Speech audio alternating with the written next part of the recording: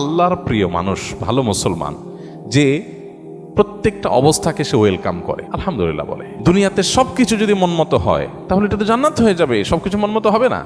অনেকে দেখবেন অমুকে আমার সাথে এটা কিভাবে করলো, কিভাবে এটা বলতে পারলো, এই কথাটা সে কেমনে বলতে পারলো, আমি মেলাতে পারতেছি না।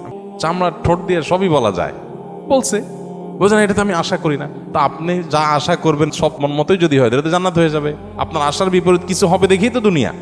সবকিছুকে ইজিলি নেওয়া, এটা হলো মানুষের দুঃখ দুর্দশা দূরের প্রধান মাধ্যম, প্রধান উপায়। কোন প্রকার বিপদ আপদ হলে আমরা ধৈর্য ধারণ করতে পারি না। ভাই, সবরটা কখন করবেন? তাহলে আপনার মনের বিরুদ্ধে হবে, চাওয়ার বিরুদ্ধে হবে, আশা যা করছেন তার উল্টাটা হবে। এখানে তো সবরের প্রশ্ন আসবে। সবরটা কোথায় করবেন তাহলে? সবই যদি মনমতো হয়। বহু মানুষ আছে যে দুনিয়াতে তাদের সব কিছু চাই বাস, আর অন্যের সাথে কম্পেয়ার করা এবং অন্যের কাছে আশা করা। সকল অশান্তির দুইটা মূল আছে, আরেকজনের সাথে নিজেকে তুলনা করা, আরেকটা হলো আরেকজনের কাছে কি করা, আশা করা। মানুষকে চাইতে বেশি আশা করা উচিত না। স্বামী হোক, স্ত্রী হোক, ননদ হোক, দেবর হোক, শ্বশুর হোক, শ্বশুরবাড়ি হোক, এমনকি বন্ধু বান্ধব হোক।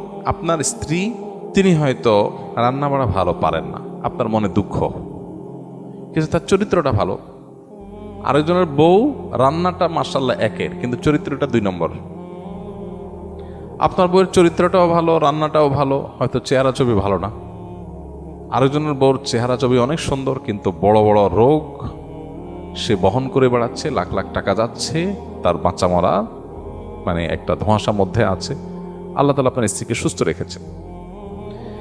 একইভাবে মেয়েরা যদি পুরুষদের দিকে তাকায় দেখেন, আমার স্বামীটা অমানুষ, সে একটা ফোন করে না, একটা মেসেজ দেয় না, একটা খোঁজ খবর নেয় না, আমি মনটা খারাপ করে বসে আছি।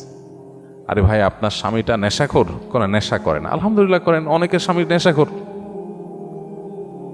স্বামী অনেক খোঁজ খবর নেয়, অনেক কেয়ারি, কিন্তু নেশাখোর। আবার অনেকের স্বামী সব দিক থেকে ভালো আছে, কিন্তু তার ক্যান্সার 4th স্টেজ হয়ে গেছে, যে কোনো মুহূর্তে মারা যাবে। আল্লাহ আপনার স্বামীকে সুস্থ রেখেছেন। আপনার স্বামীর খুব বেশি উপার্জন নাই, আলহামদুলিল্লাহ উপার্জন নাই, কিন্তু আল্লাহ তাআলা অনেক দিক থেকে তাকে ভালো রেখেছেন, অ্যাডভান্টেজ আছে। একজন ইমানদার সে সবসময় পজিটিভ জিনিসগুলো দেখবে। বিপদে আলহামদুলিল্লাহ কেন বলবেন, তার সায়েন্সটা এখানে। আপনি বাইক অ্যাক্সিডেন্টে পড়ে গেছেন, দেখতেছেন ঠ্যাং একটা নাই, এটা আলাদা হয়ে গেছে। আপনি দেখবেন যে মাশাআল্লাহ আপনার আরেকটা পা ভালো আছে। এই একই অ্যাক্সিডেন্টে বহু লোকের 2 পা শেষ হয়ে গেছে, বহু লোকের জীবনটা শেষ হয়ে গেছে। আপনি যখন ওইটার দিকে তাকাবেন তখন বললেন আলহামদুলিল্লাহ, ওর সাথে কম্পেয়ার করলে তো আল্লাহ আমাকে ভালো রেখেছেন। মানুষ ভালো থাকার জন্য তার মেন্টালিটিটা সবচেয়ে গুরুত্বপূর্ণ।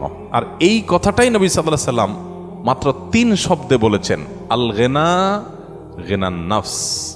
মানুষের মনের সচ্ছলতা, মনে থেকে যদি কেউ ধনী হয়, সে হলো আসল ধনী।